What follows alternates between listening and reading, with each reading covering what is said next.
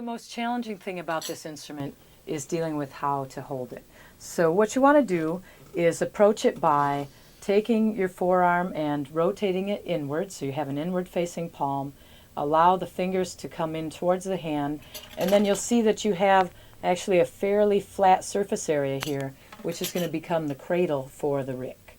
And it'll slide right into that spot so that the outside edge here is supported by the flesh of the palm.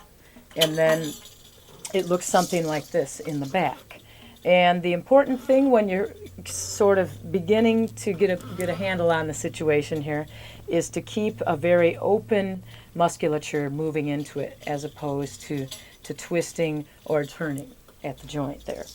And then this thumb will form the basis of the stability in the back, and also helps reduce the extra clatter of the zills by silencing the back set of jingles. You will find some players also reach across and include both sets so that they can play even more with great dynamic control. So you can explore both ideas. It is a little more comfortable to just hold the one set in the back when you're first starting out. Our bass tone on the rick is played with just one finger, whereas on many other hand drums we're used to using all of the fingers on our hand. This one is similar to bongos in that we use just the first finger going in to play the stroke we call doom. And doom is the lowest sound this instrument creates.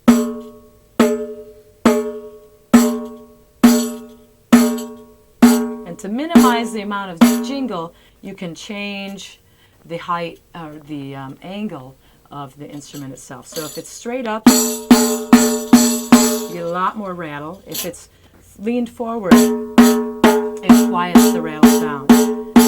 Doom is an open stroke, so the sound should be ringing and your fingers should bounce off once you make contact. And again, it's a little bit of a combination, a slight rotation in the forearm and a slight movement of the hinge joint at the wrist. So I think of it being a subtle combination of the two, although different teachers will certainly teach it differently.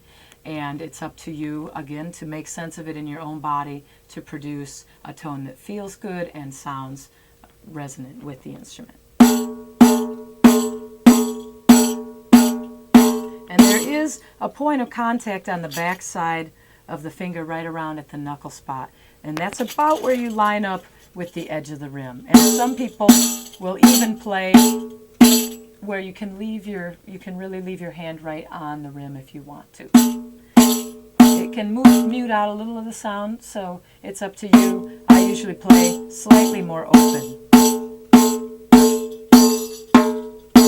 So that creates doom. We have also the sound of cha, which is only the sound of the jingles, and you create that by hitting along really the pad of the fingertips here as they meet the palm and coming in at roughly, I would say, like a 45-degree angle. And you're not making contact with the head, only with the side of the rim in order to get the sound of the jingles. Cha, C-H-A. So we have doom and cha. The third sound we have is ka or pa. Either one can be referred to for this sound, and this is the sound of the slap stroke or the mute stroke on the rick. So a fairly what we would call dead sounding stroke. And it's primarily with the pads of the fingertips, almost the same area used to play the slaps on the djembe for open slap and the conga, the Cuban slap. You're using this curvy spot just behind the fingertips on the curvature of the finger itself and stopping the sound. You don't bounce off with this stroke. You stay right on it. And finally, the last sound we have is tak on the skin of the drum head, traditionally played with the fourth finger, the ring finger, and very near to the edge of the instrument where you get the highest pitch tone, exciting the most overtones from the drum. It's virtually where you would fall right off the drum. So it's here, tak. It requires quite a lot of torque, and rotation in the forearm to get it. You get a very quiet talk if you try to create it with only the muscle in the fourth finger itself. So you want to engage the entire rotation, and this stroke uses the same motion that we use in a doom stroke in terms of forearm rotation for the doom stroke on a frame drum. A lot like the feel of turning and rotating a doorknob. If you were opening the door, you open it, you twist, and you make the contact, and it can stick or it can move through. People play it in a variety of ways. So you need a lot of flick. Again, a bit like trying to flick water off your finger. If you were flicking it across the room, that would be the same quality of feeling, and it comes from the torque generated by your forearm. So we have doom, cha, ka. You can include the thumb or do it just with the fingers, and tak. And finally, we have the sound on the jingle itself,